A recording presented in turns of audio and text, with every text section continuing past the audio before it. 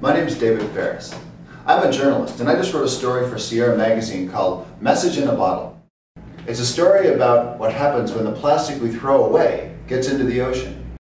Turns out, it's a big problem. Out in the middle of the Pacific is an area called the Great Pacific Garbage Patch.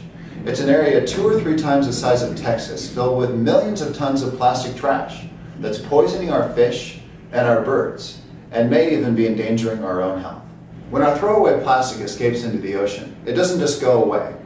It breaks down into smaller and smaller pieces that can be eaten by wildlife. In some parts of the ocean, there's more plastic than there is food for wildlife to eat.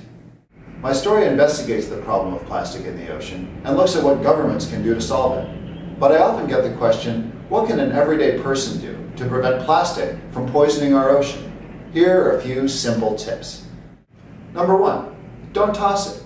Make sure that every piece of plastic you use, no matter how small, ends up in the trash, or even better, in the recycling.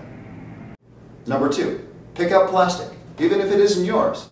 Look, nobody likes to clean up after someone else, but the piece of plastic you pick up may save the life of a bird or a fish.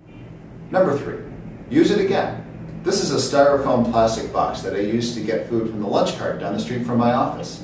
I've used it several times and it works just fine.